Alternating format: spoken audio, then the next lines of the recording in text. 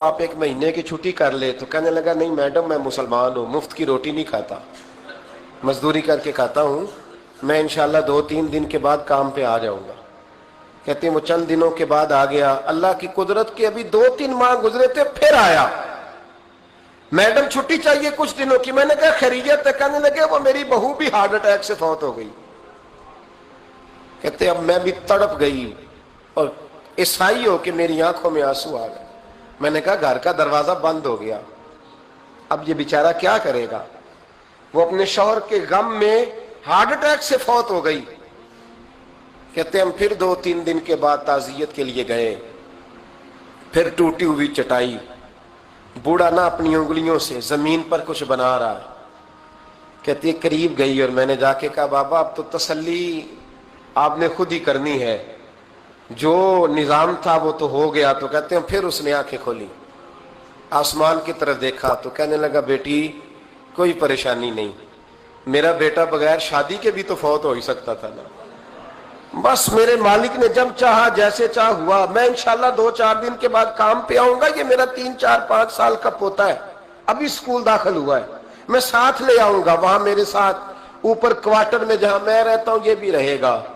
कहती है मैं सख्ते में आ गई उसकी कैफियत देख के। वो पोते को साथ ले आया। कभी कभी मैं देखती छत पे खड़े होके कि दादा घोड़ा बना हुआ है और पोता सवारी कर रहा है। वो सवेरे उठता, उसको स्कूल छोड़ के आता, शाम को लेके आता, प्यार करता, मोहब्बत करता। तीसरी मंजिल पर हमने क्वार्टर दिया हुआ था, वहां दादा पोता रहते। अल्लाह तू बड़ा बेनियाज है। कहती है इकबाल एक दिन ना पोता ऊपर वाली मंजिल पे खेल रहा था, उसका पैर फिसला, वो गर्दन के बल जमीन पे गिरा। मुझे खबर हुई तो मैं दौड़ी, एम्बुलेंस मंगाई। खून से लिथड़े हुए उस बच्चे को दादे ने अपनी गोद में रखा। और जब हम अस्पताल की तरफ गए तो हॉस्पिटल बाद में आया, जनाबे इजराइल पहले आ गए और कहते हैं वो गोद में दम तोड़ गया।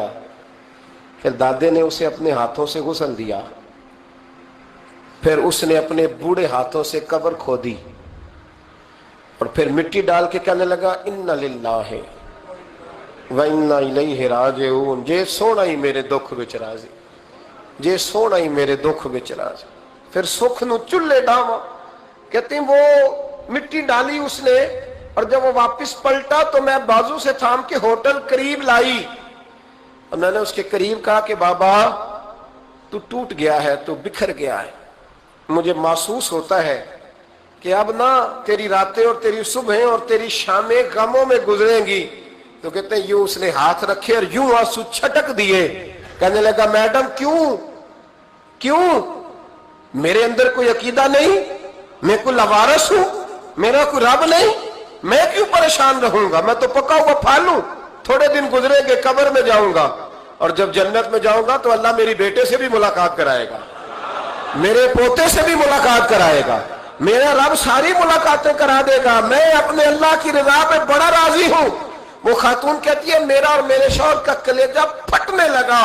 मैंने कहा बाबा ये जज्बा कहां से मिलता है, ये सुकून कहां से आता है, ये कैफियत कैसे मिलती है।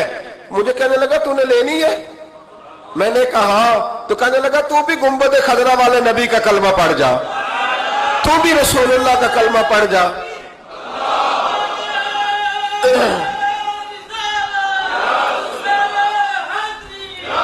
आ मेरे महबूब का कलमा पढ़, अल्लाह तुझे सुकून अता करे।